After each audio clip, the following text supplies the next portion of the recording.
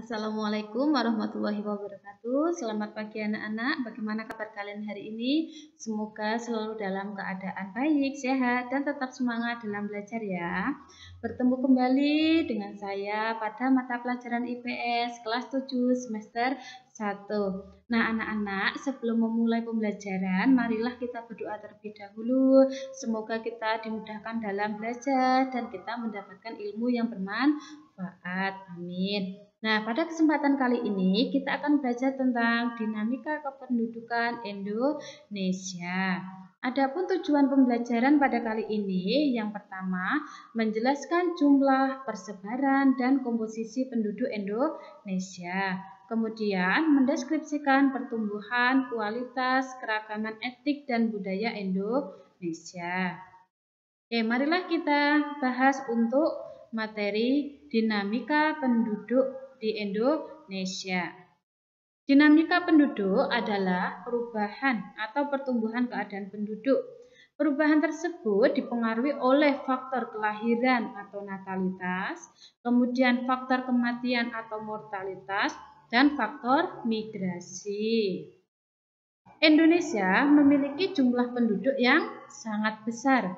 Berdasarkan data kependudukan dunia tahun 2015, jumlah penduduk Indonesia itu menempati urutan keempat. Yang pertama itu Cina, kemudian kedua India, ketiga Amerika Serikat, baru keempat Indonesia. Nah, pada saat itu jumlah penduduk Indonesia mencapai 256 juta jiwa. Kalian bisa memperhatikan tabel berikut. Nah, ini adalah hasil sensus penduduk pada tahun 2020 pada bulan September.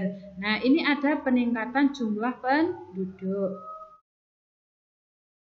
Dengan jumlah penduduk yang besar, di satu sisi menguntungkan. Kenapa? Karena memiliki sumber daya manusia yang banyak, mudah mendapatkan tenaga kerja, mempercepat pembangunan.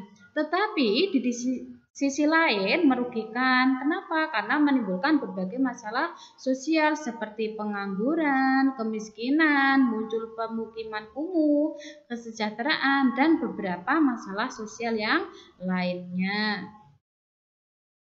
Oke, kita bahas untuk persebaran penduduk. Persebaran penduduk adalah bentuk penyebaran penduduk di suatu wilayah atau negara. Apakah penduduk tersebut tersebar secara merata atau tidak? Persebaran penduduk dapat dilihat dari kepadatan penduduk.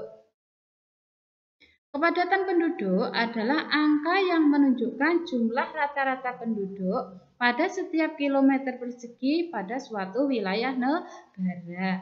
Kepadatan penduduk merupakan indikator adanya perbedaan sumber daya yang dimiliki suatu wilayah. Wilayah yang memiliki sumber daya yang lebih baik, baik itu sumber daya fisik maupun manusianya, akan cenderung dipadati oleh penduduk. Nah, kepadatan penduduk itu juga memberikan informasi kepada pemerintah tentang pemerataan pembangunan.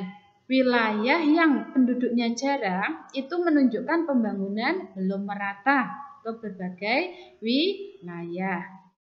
Di sini ada beberapa wilayah atau daerah di Indonesia yang jumlah penduduknya masih sedikit.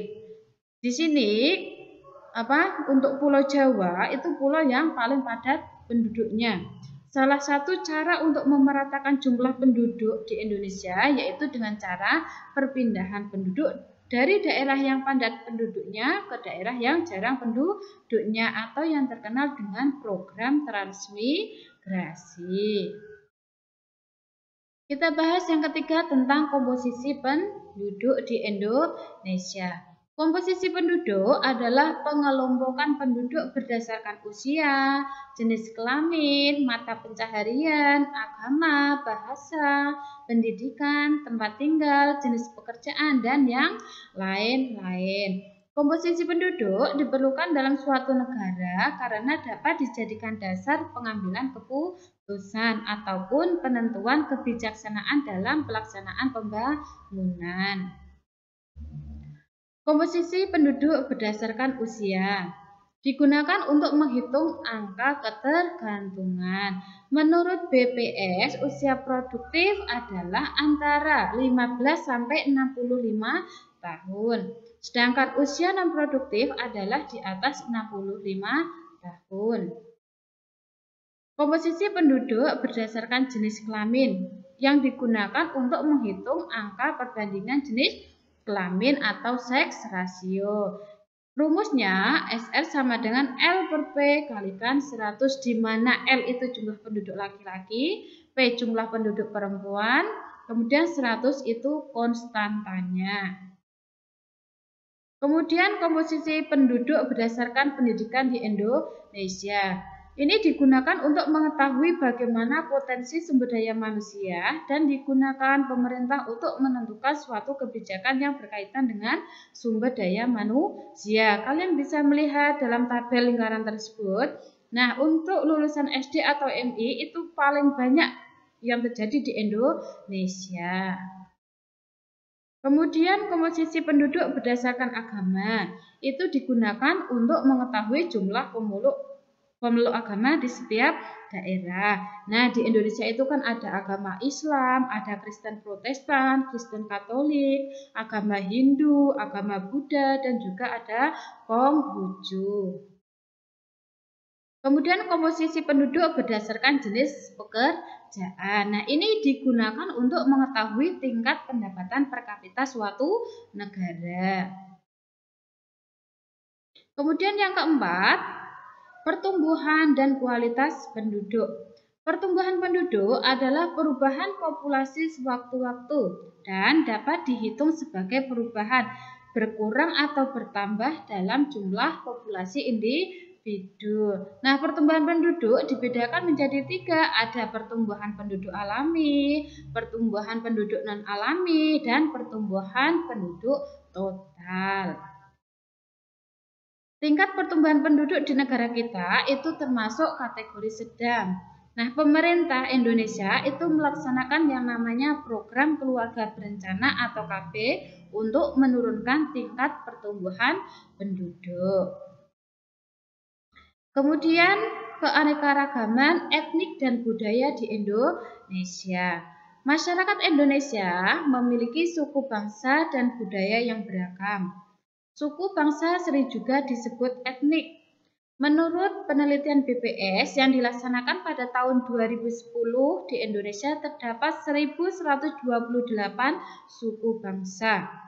Keragaman budaya setiap daerah tersebut dapat diketahui melalui bentuk-bentuk pakaian adat, lagu daerah, tarian daerah, rumah adat, upacara, dan lain-lain.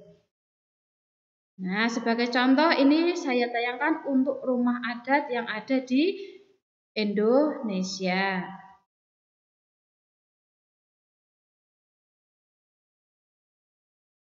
Kemudian kita juga bisa melihat dari pakaian adatnya.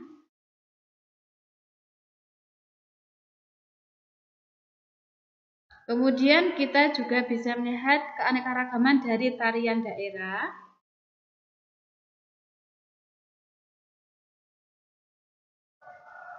Nah, anak-anak, demikianlah pembelajaran pada kali ini. Semoga bermanfaat dan dapat menambah wawasan kalian dalam belajar ya. Saya akhiri. Wassalamualaikum warahmatullahi wabarakatuh. Terima kasih.